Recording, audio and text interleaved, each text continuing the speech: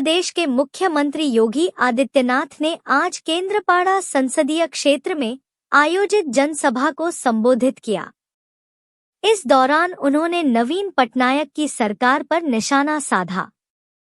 मुख्यमंत्री ने कहा कि ओडिशा में ओडिया अस्मिता के साथ खिलवाड़ किया जा रहा है।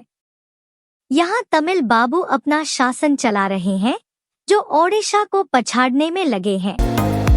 बहांगा ट्रेन हादसे के मामले में ओडिशा हाई कोर्ट ने सीबीआई को नोटिस भेजा है। इस मामले में जिन 3 रेल कर्मचारियों को सीबीआई ने गिरफ्तार किया है, उनकी जमानत याचिका निजी अदालत ने खारिज कर दी है। तीनों ने इस आदेश को चुनौती देते हुए हाई कोर्ट से मदद की गुहार लगाई। मामले में इनके खिलाफ क्या सबूत है, कोर्ट ने सीबीआई को अवगत करने को कहा है। बंगाल की खाड़ी में कम दबाव का क्षेत्र सक्रिय होता जा रहा है। इसके चलते ओडिशा में हवा तेज रफ्तार के साथ बहेगी। कई इलाकों में बारिश होने की भी संभावना जताई गई है। मौसम विभाग के वैज्ञानिकों का कहना है कि कम दबाव का क्षेत्र शुक्रवार सुबह तक बंगाल की मध्य खाड़ी के ऊपर दबाव के रूप में तब्दील होने की संभावना है। कटक खपुरिया में मौजूद उत्कल बाला आश्रम के एक बालक के साथ ओडिशा के अन्य बाल आश्रम से कुल 5 बच्चे गुमशुदा हो गए हैं। उन्हें उद्धार नहीं किए जाने की मुद्दे को लेकर हाईकोर्ट ने असंतोष जताया है। गुमशुदा होने वाले बच्चों को उद्धार करने के लिए क्या ठोस कदम उठाया गया है, उसे लेकर हल्फनामा दाखिल करने के लिए राज्य पुलिस महानिदेशक को हाईकोर्ट ने निर्देश दिया है। प्रधानमंत्री नरेंद्र मोदी और केंद्रीय गृह मंत्री अमित शाह के बाद अब ओडिशा दौरे पर उत्तर प्रदेश के मुख्यमंत्री योगी आदित्यनाथ आ रहे हैं। योगी आदित्यनाथ कटक महांगा विधानसभा चुनाव क्षेत्र में आयोजित विशाल संकल्प समावेश को संबोधित करेंगे। उनके अलावा असम के मुख्यमंत्री हिमंत बिस्वा शर्मा भी गुरुवार को ओडिशा का दौरा करेंगे। भाजपा के राष्ट्रीय अध्यक्ष जेपी नड्डा भी कई सभाओं में लेंगे हिस्सा। महाप्रभु पर दिए संबित पात्रा का बयान से संबंधित मुद्दा अब तूल पकड़ता जा रहा है। मंगलवार को ओडिशा में उनके खिलाफ विरोध प्रदर्शन हुआ। अब वह आईएनडीआईए के नेताओं के निशाने पर आ गए हैं। कांग्रेस के राष्ट्रीय प्रवक्ता पवन खेड़ा ने उन्हें पार्टी से बाहर करने की मांग की है, जबकि संबित इस मामले पर सफाई देते हुए माफी मांगी है। लोकसभा चुनाव के 5 चरणों का मतदान खत्म हो चुका है। बाकी बचे 2 चरणों के लिए अब सभी दलें ताकतें झोंकने में लगी है। इसी बीच कांग्रेस नेता ओडिशा के बालेश्वर में प्रेस कॉन्फ्रेंस किया। इस दौरान उन्होंने महंगाई समेत कई मुद्दों पर भारतीय जनता पार्टी को जमकर घेरा। साथ ही संबित पात्रा के जगन्नाथ महाप्रभु पर बयान को लेकर भी प्रतिक्रिया दी। मंगलवार को लोकसभा चुनाव के बचे 2 चरणों के लिए प्रचार प्रसार करने गृह मंत्री अमित शाह ओडिशा दौरे पर पहुंचे। इस दौरान वह ढेंकानाल के परजंग में आयोजित चुनावी जनसभा को संबोधित किया। इस दौरान उन्होंने सभा में मौजूद लोगों से 4 जून तक 400 लड्डू तैयार रखने की अपील की। वहीं नवीन पटनायक पर भी निशाना साधा। बहांगा ट्रेन हादसे के मामले में ओडिशा हाई कोर्ट ने सीबीआई को नोटिस भेजा है। इस मामले में जिन 3 रेल कर्मचारियों को सीबीआई ने गिरफ्तार किया है, उनकी जमानत याचिका निजी अदालत ने खारिज कर दी है। तीनों ने इस आदेश को चुनौती देते हुए हाई कोर्ट से मदद की गुहार लगाई। मामले में इनके खिलाफ क्या सबूत है, कोर्ट ने सीबीआई को अवगत करने को कहा है। केंद्रीय गृह मंत्री अमित शाह आज संबलपुर में एक चुनावी जनसभा को संबोधित करने पहुंचे हुए हैं। इस दौरान उन्होंने सत्तारूढ़ बीजेपी सरकार पर जमकर निशाना साधा और जनता से भाजपा को विजयी बनाने की अपील की। अमित शाह ने कहा कि ओडिशा में बाबूशाही चल रही है, जिसे भाजपा खत्म कर देगी और यहाँ का भूमि पुत्र ही राज्य का मुख्यमंत्री बनेगा। ओडिशा के संबलपुर में 25 मई को मतदान है। इस सीट पर दो दिग्गज केंद्रीय मंत्री धर्मेंद्र प्रधान व भाजपा उम्मीदवार और बीजू जनता दल के संगठन मंत्री व पार्टी के प्रत्याशी प्रणब दास आमने सामने हैं। यहाँ बिजली पानी के साथ ही साड़ी भी चुनावी मुद्दा है, क्योंकि ओडिशा की पहचान बनी संबलपुरी साड़ी के अस्तित्व पर अब संकट छाया हुआ है।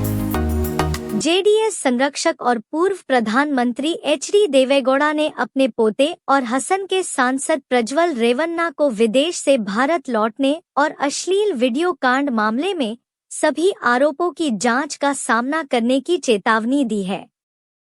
पूर्व प्रधानमंत्री ने कहा कि अगर प्रज्वल दोषी पाया जाता है तो उसे कानून के तहत कड़ी से कड़ी सजा मिलनी चाहिए।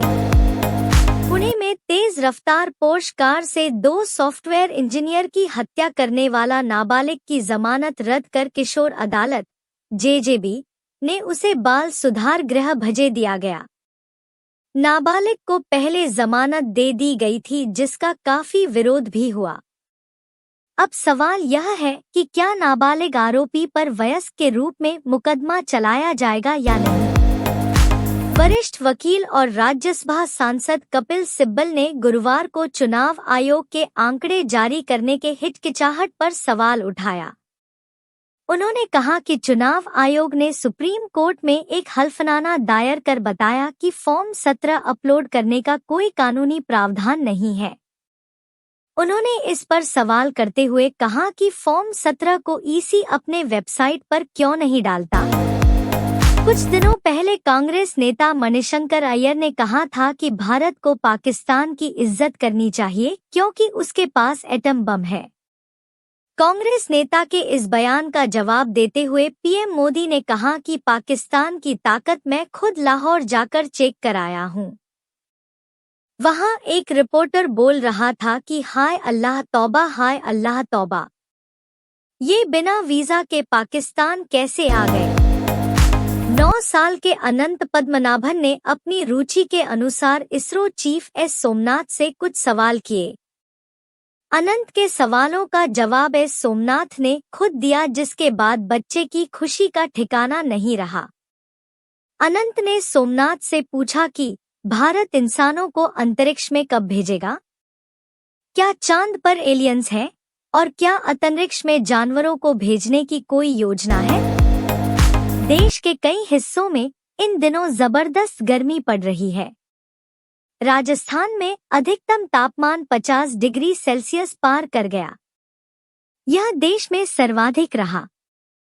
मौसम विभाग ने अगले 3 से 4 दिन में और अधिक गर्मी की चेतावनी जारी की है। विभाग ने राजस्थान, पंजाब, हरियाणा, चंडीगढ़, दिल्ली और पश्चिमी यूपी को लेकर चेतावनी जारी की है। कर्नाटक में राहुल गांधी के भाषण के खिलाफ जदयू ने बुधवार को शिकायत दर्ज कराई है। पुलिस महानिदेशक आलोक मोहन से कांग्रेस नेता के खिलाफ यह शिकायत शिमोगा और रायचूर में दिए गए उनके भाषणों को लेकर की गई है।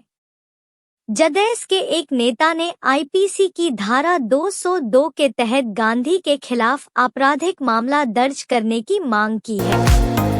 पीएम मोदी ने केंद्रीय मंत्री हरदीप पुरी द्वारा पोस्ट की गई जोमेटो के सीईओ की एक वीडियो क्लिप साझा करते हुए लिखा, आपकी यात्रा वास्तव में प्रेरणादायक है। दीपिंदर गोयल। यह अनगिनत युवाओं को उद्यमशीलता के सपनों को आगे बढ़ाने के लिए प्रेरित करती है। हम स्टार्टअप को फलने फूलने के लिए सही माहौल प्रदान करने के लिए प्रतिबद्ध हैं। सीएम केजरीवाल ने अपने संबोधन में कहा कि उनके खिलाफ बोलने वाले विपक्षी नेताओं को जेल में डाल दिया जाएगा। उन्होंने झारखंड के पूर्व मुख्यमंत्री हेमंत सोरेन, दिल्ली के पूर्व मंत्री सत्येंद्र जैन और मनीष सिसोदिया और खुद का नाम लिया, जिन्हें सलाखों के पीछे डाल दिया गया। सीएम ने आगे कहा, वे तेजस्वी यादव और पिनराई विजयन को भी जेल में डाल सकते हैं। ताइवान के नवनियुक्त राष्ट्रपति लाई चिंगते के पदभार संभालने के ठीक एक दिन बाद बीजिंग की बयानबाजी तेज हो गई। चीनी विदेश मंत्री वांग यी ने मंगलवार को ताइवान के नवनियुक्त राष्ट्रपति को अपमानजनक कहा है। बता दें कि चीन ताइवान को अपने क्षेत्र के रूप में दावा करता है, वहीं लाई को अलगाववादी मानता है। चीन ने लाई के प्रस्तावों को अस्वीकार कर दिया है। कल की 2898 एडी के मेकर्स रिलीज की तैयारी कर रहे हैं। अब तक फिल्म की मेन स्टार कास्ट से पर्दा उठा दिया गया है। वहीं 22 मई को कल की 2898 एडी के एक और खास कैरेक्टर का खुलासा किया गया जो रोबोटिक कार है। कल की 2898 एडी में ये कार प्रभास की दोस्त होगी और फिल्म को हाईटेक टच देगी। दीपिका पादुकोण इन दिनों काम से ब्रेक लेकर अपने प्रेगनेंसी पीरियड को खूब एंजॉय कर रही हैं। बीते दिन सोमवार को मुंबई में हुए 5वें चरण के मतदान में दीपिका अपना वोट देने के लिए पहुंची थी। इस दौरान उनका बेबी बम्प भी साफ नजर आया। हालांकि इस बीच ही कुछ ट्रोलर्स अपनी हरकतों से बाज नहीं आए, जिन्हें दीपिका ने नहीं, अपने जेस्चर से आलिया भट्ट ने जवाब दिया। बुधवार को शाहरुख खान की तबीयत काफी बिगड़ गई थी, जिसकी वजह से अभिनेता को अहमदाबाद के एक अस्पताल में भर्ती कराया गया था। अब शाहरुख की मैनेजर पूजा ददलानी ने उनका हेल्थ अपडेट दिया है। शाहरुख मंगलवार को केकेआर का मैच देखने अहमदाबाद पहुंचे थे। बुधवार सुबह गर्मी के कारण उनकी तबीयत बिगड़ गई। सलमान खान के विवादित TV reality show big boss 17 के रनर अप अभिषेक कुमार अब जल्द एक और रियलिटी शो में नजर आने वाले हैं। इस बार वो रोहित शेट्टी के शो खतरों के खिलाड़ी 14 में स्टंट करते हुए नजर आएंगे, जिसे लेकर एक्टर बेहद एक्साइटेड हैं। हालांकि खतरों के खिलाड़ी 14 के होस्ट रोहित शेट्टी को लेकर उनके मन में एक बात दबी हुई है। 2024 के सेकंड हाफ में कई बड़ी फिल्में रिलीज होंगी। इसमें डायरेक्टर अनीस बज़्मी की भूल भुलैया 3 भी शामिल है। फिल्म की शूटिंग शुरू हो चुकी है और इसकी स्टार कास्ट को लेकर अब तक कुछ नाम सामने आए हैं। कार्तिक आर्यन स्टारर इस फिल्म का हिस्सा, विद्या बालन, तृप्ति डिमरी होंगी। इसी कड़ी में एक और एक्टर का नाम सामने आया है। रॉयल चैलेंजर्स बेंगलुरु को बुधवार को आईपीएल 2024 के एलिमिनेटर मैच में शिकस्त मिली। आरसीबी का मौजूदा सीजन में सफर समाप्त हुआ।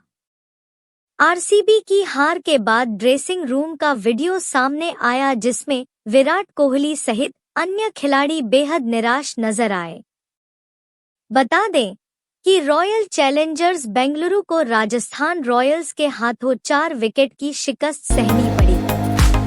ऑल टीम टी20 स्क्वाड 2024 न्यूजीलैंड आईसीसी मेंस टी20 वर्ल्ड कप 2024 के लिए अपनी 15 सदस्यीय टीम की घोषणा करने वाली पहली टीम थी।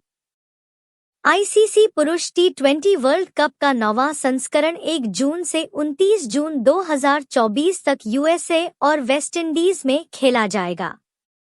इस बार 20 टीमें वर्ल्ड कप में हिस्सा लेंगी। स्क्वाड जमा करने की अंतिम तारीख बुधवार 25 मई है। विराट कोहली के पूर्व साथी ने आरसीबी स्टार को फ्रेंचाइजी छोड़ने की सलाह दी है।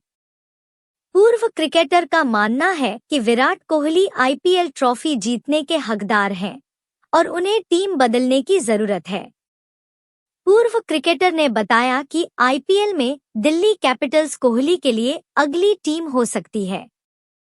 पूर्व क्रिकेटर ने यह निराशा आरसीबी के एलिमिनेटर मैच से बाहर होने के बाद जाहिर की।